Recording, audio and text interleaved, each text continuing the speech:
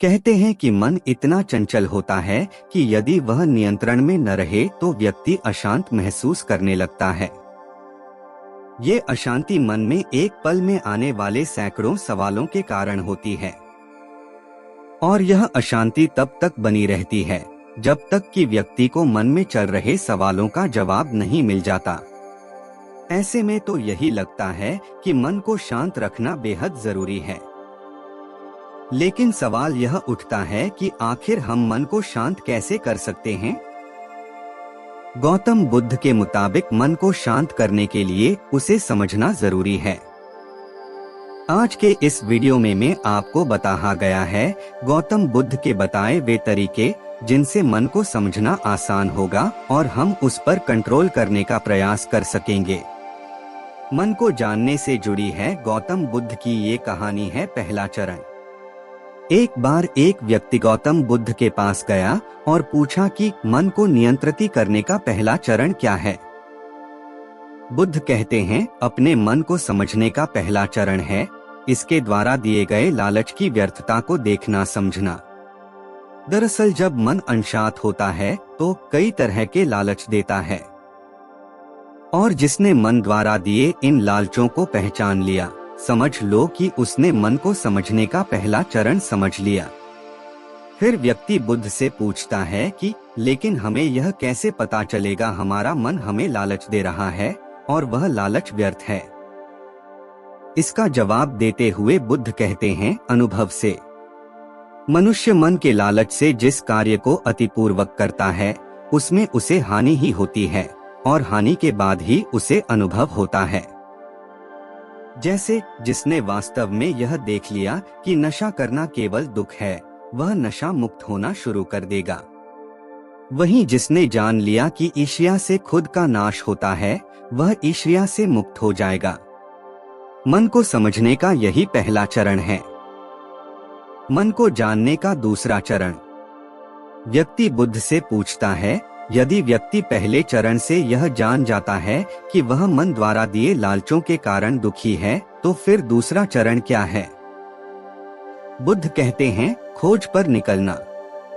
दूसरे चरण के लिए ऐसे व्यक्ति की खोज पर निकलना होगा जो पहले ही अपने मन को जानकर इससे मुक्त हो चुका है। दरअसल एक ऐसा ही व्यक्ति तुम्हारा मार्गदर्शन कर पाएगा। मन को जानने का तीसरा चरण। व्यक्ति कहता है कि लेकिन ऐसे व्यक्ति की पहचान कैसे होगी? बुद्ध कहते हैं, यही तीसरा चरण है। सुनना ही अपने मन को समझने का तीसरा चरण है। व्यक्ति कहता है, क्या इसे देखकर पता नहीं किया जा सकता? बुद्ध कहते हैं, देखने में कोई व्यक्ति बहुत शांत और अच्छा लग सकता है, लेकिन उसके मन के भीतर क्या है यह उसके शब्दों से ही पता चल सकता है। लेकिन किसी की बातों पर तब तक विश्वास नहीं करना चाहिए जब तक कि वह तुम्हारे विवेक की कसौटी पर खरा न उतरे। मन को जानने का चौथा चरण। गौतम बुद्ध कहते हैं कि कर्म ही मन को समझने का चौथा चरण है। खुद को जानने के लिए सही दिशा में कर्म करना जरूरी है, लेकिन कर्म करते हुए व्यक्ति हर बार दो गलतियां करता है। पहली गलती यह कि शुरुआत ही नहीं करना और दूसरी गलती यह कि पूरा रास्ता तय न करना। इन दोनों ही गलतियों के पीछे हमारा मन होता है। व्यक्ति अपने कर्म को पूरा इसलिए नहीं कर पाता क्योंकि वह सोचता है कि मैं कल से शुरुआत करूंगा, तो कोई यह सोचता है कि मैं असफल हो जाऊंगा। इन गलतियों का मुख्य कारण है जागरूकता की कमी। इसके बिना मन व्यक्ति को सही दिशा में चलने ही नहीं देता। मन को जानने का पांचवा चरण। गौतम बुद्ध कहते हैं कि मन को जानने और समझने का पांचवा चरण है जागरूकता। इसीलिए हर कार्य को जागरूकता के साथ करें। बिना जागरूकता के साथ किया गया कार्य या फिर जिया गया क्षण मृत्यु के समान है।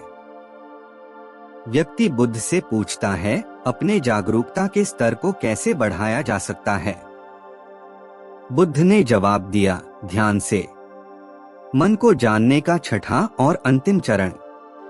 ध्यान ही मन को जानने, समझने और नियंत्रित करने का अंतिम चरण है। यानी ध्यान ही वह नाव है जिस पर बैठ मन रूपी नदी को पार किया जा सकता है। जिस व्यक्ति ने इन शुरुआती 5 चरणों से मन को जान लिया, उसने अपन